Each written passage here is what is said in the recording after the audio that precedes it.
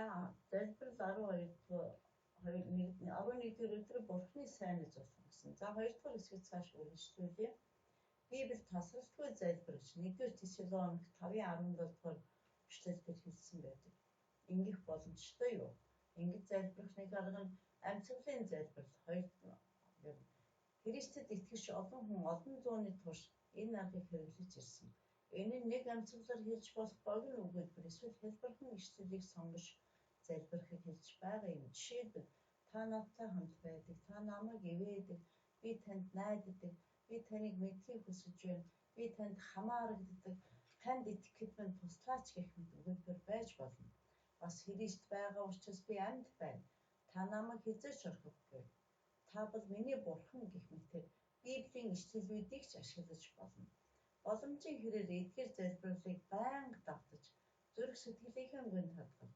Гэхдээ ингэж залбирах шалтгаан нь Бурхныг хямрахын тулд биш, Бурханд алдрыг өргөхийн төлөө гэсэн үнэнийг мартаж болохгүй. Бурхны оршихуйн дасгал хийн гэдэг нь нэг төрлийн арга барил бөгөөд хөгжүүлж болох дадлаг зуршил.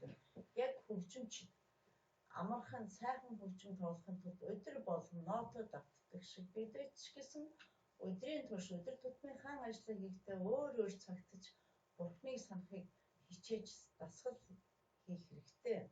Бурхныг санахын тулд энэхүү дасгал сургуулилтыг хийх хэрэгтэй. Эхлээд Бурхантай тэр цаг мөчид бидэнтэй хамт байгаа гэдгийг байнга сануулж байх ямар нэгэн зүйл хэрэгтэй.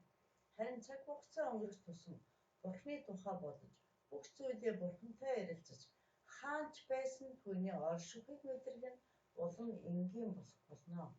Бурхны оршихуйг сануулахуйц ямар нэгэн зүйлийг эргэн тойрондоо тавихаас эхэлнэ. Жижигхэн цаасан дээр Бурхан одоо ч миний төлөө надтай хамт байдаг гэж бичээд тавьж болно. Бенедикт сүмийнхэн хийж байсан ажлаа зогсоогоод тухайн цагийн төлөх залбирал хийхийн тулд цаг болгонд хонх цогтөг байжээ. Хэрвээ бид цаг юм уу гар утсандаа сэрүүлэг байгаа бол бид ч бас тэгж чадна. Мэдээж заримдаа түүний оршихуйг мэдэрч чадахгүй үе ч байдаг. Хэрв бид энэ бүх зүйлээр дамжуулан Бурхны оршихуйг амсаж мэдэх хүсэлтэй байгаа бол хамгийн чухал зүйлээ тавина гэсэн үг юм. Бид өөрсдийнхөө сэтгэлийг засахын тулд биш, харин сайныг хийхин тулд Бурханд мөргөл өргөдөг. Бидний зорилт бол мэдрэхийн тулд биш, Бурхан үргэлж оршин байдаг гэдгийг байнга таньж мэдхийн төлөө байх ёстой. Энэ нь мөргөлийн амьдралын арга юм. За дараагийн арга нь үргэлж тунгаан бод. Бурхантай нүгэлэх хоёр дахь арга нь өдрийн турш түүний үгийг бодох юм. Үүнийг тунгаан бодох гэх бөгөөд Библи бидэнд Бурхан гэж хэн болох, ямар ажил хийсэн, юу гэж хэлсэн тухай тунгаан бодохыг үргэлж сануулж байдаг. Энэ талаар Дуулал 1:2 номон дээр. Эзний хуулийг тэрээр багтаж, энэ хуулийг өдөр шөнөгүй бясалгана. Дуулал 23:4 дээр үхлийн харанхуй хөндийг туулсан ч хор муугаас би үлээн, та надтай хамт байдаг, таны саваа, таны таяг намайг тайвшруулдаг. Таны сүр хүчний жавхлант алдар болон таны гайхамшигт үйлсийг би тунгаан бодноо. Йошуа 1:8 хуулийн энэ номыг амнаасаа салгалгүй байж өдөр шөнөгүй үнийг бясалган үүн дотор бичигдсэн бүхнийг сахин биелүүл. Тэгвэл чиний өмнө зам өөдөж чи амжилтанд хүрэх болно. Би чамд тушаалсан бушуу, тууштай бөгөөд зоригтой бай, гүйц очил, бүү шантар. Хаа явсан газарт чинь чиний бурхан эзэн чамтай хаант байх болно гэвээ. Бурхан юу гэж хэлснийг мэдэхгүйгээр түүний найз болж чадахгүй. Түүнийг мэдэхгүй бол түүнийг хайрлаж чадахгүй. Түүний үгийг мэдэхгүй бол түүнийг мэдэж чадахгүй. Библи эзэн Шолоод дахин үзэгдэж, эзэн Шолоод өөрийн үгээр өөрийгөө Самуэль илчлэв гэж 1-р Самуэль номны 3:21 эшлэлд хэлжээ. Бурхан өнөөдөр ч тэр аргаар хэрэгэлдэг. Бид бүхэл өдөржингөө Библийн хичээл хийж цагийг өнгөрөөж чадахгүй боловч уншиж чэйжилсэн ишлэлээ өдрийн турш бодох боломжтой. Тэгээд дотроо тэр ишлэлүүдийн талаар сайтар тунгааж бодож болно. Тунгаан бодох нь сүмийн багш эсвэл онцгой хүмүүсийн хэцүү нууцлыг ёс гэж буруугаар ойлгох тохиолдол байдаг ч тунгаан бодох гэдэг нь анхаарлаа төвлөрүүлээд бодохыг хэлэх бөгөөд хүн бүхэн үүнийг сурч хаанч хийх боломжтой. Ямар нэг асуудлыг үргэлж бодоод байвал түүнийг санаа зовох гэж нэрлэдэг. Харин Бурхны үгийг байн бодох нь тунгаан бодох юм. Бид санаа зовдөг аргаа мэдвэл тунгаан бодох аргаа аль хэдийн ухаарсан гэхэд болно. Бид санаа зовж буй зүйлдээ Библийн ишлэл болгон солихдол болно. Тиймээс Бурхны үгийг тунгаан бодох тусам бидний санаа зовох зүйл цөөрнө. Йов, Давид хоёр Бурхны дотн найзууд болсны учир нь тэд Бурхны үгийг юунаас ч илүү эрхэмлэн бодож өдрө болгон санаж байсан юм. Би түүний амнаас гардаг үгсийг өөрт минь хэрэгтэй хоолноос ч илүүгээр нандинсан гэж Йов номны 23:12 дахь эшлэлд хүлээн зөвшөөрсөн. Давид таны хуулийг би ямар хайрладаг вэ? Тэр нь бүхэл өдөржингөө миний бясалгал байдаг гэж Дуулал 119:97-д хэлжээ. Бас би таны бүх ажлыг тунгаан, таны үйлсийг шимтэн бодно гэж Дуулал 77:12-д хэлсэн байдаг.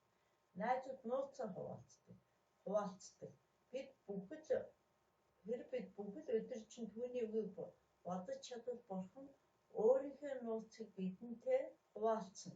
Бурхан Авраамд өөрийнхөө нууцыг хэлсэн.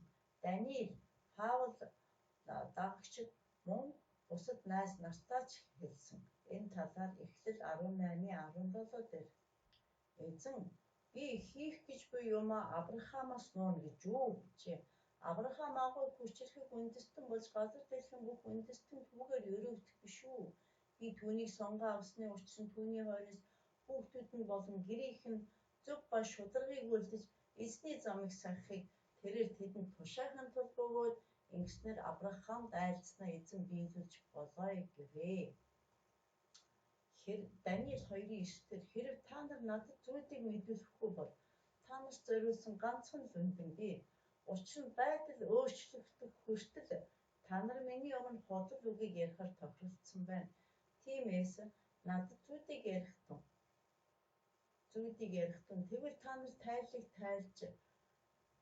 Тэгвэл та нар тайллыг хэлж чадна гэдгийг би мэдэх болно хэмэв. 1-р Коринт 2:7 дээр хэлжээ.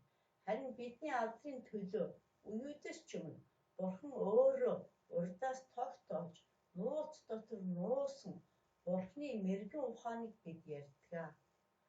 Үүнийг энэ үеийн захирагчдаас хэн ч мэдсэнгүй. Хэрв тэд мэдсэн бол алдрын эзнийг цовдлохгүй байх байсан гэвээ. Нүдээр үзээгүй, чих сонсоогүй, хүний зүрх сэтгэлд ороогүй юмсыг Бурхан өөрийг нь хайрладаг хүмүүст бэлджээ гэж бичсэн ёсоор болжээ. Төлөвшсөн хүмүүсийн дунд бид мэргэн ухааныг ярьдаг. Ингэхдээ энэ үеийн мэргэн ухааныг бус арилж удах үеийн удирдагчдыг ч бус харин бидний алдрын төлөө үеүдээс ч өмнө Бурхан өөрөө урдаас тогтоож нууц дотор нуусан Бурханы мэргэн ухааныг ярьдаг. Библи унших, сургаал сонсох болон сургаал бичсэн хуурцаг сонсохдоо зүгээр л нэг чихээрээ оруулаад нөгөө чихээрээ гаргаж болохгүй. Тэрхүү үннийг толгойдоо байнга бодох, дадлаг зуршилтай болох хэрэгтэй. Уншиж сонссныхаа дараа үргэлж бод. Бурханы үгийг дахин бодоход их цаг зарцуулах тусам олон хүн алдаж өнгөрөөдөг амьдралын нууцуудыг илүү сайн ойлгох болно. Библиэд ингэж хэлдэг. Эзний нууц өөрөөс нь эмээгчдийн төлөө байдаг. Тэр тэдэнд өөрийн гэрээг мэдүүлнэ гэж Дуулал 25:14 дээр хэлжээ. Дараагийн бүлэгт Бурхантай дотн харилцах тухай үлдсэн 4 нууцыг мэдэх болно. Харин маргааш болтол битгий хүлээ. Бурхантай үргэлж ярилцаж, түүний үгийг үргэлж тунгаан бодох тусгалаа өнөөдрөөс ихэл. Залбирал нь Бурхантай биднийг уулзуулдаг. Тунгаан бодох нь Бурханд үгээ хэлэхэд тусалдаг. Энэ хоёр нь Бурханы сайн найз болоход заавал хэрэгтэй. За миний амьдралын зорилго бол Бурхан миний хамгийн сайн найз болохыг хүсдэг гэж тунгаая. Эзний нууц өөрөөс нь эмээгчдийн төлөө байв. тэдэнд өөрийн гэрээг мэдүүлэмж дуулал 25-14 ишлэлийг чийжлэх нь байна. Ингээд өөрөөсөө би юугаар дамжуулан бурхантай илүү их ярилцаж байнгын талаар санаж чадах вэ гэж бодож өөрөөсөө асуух нэ.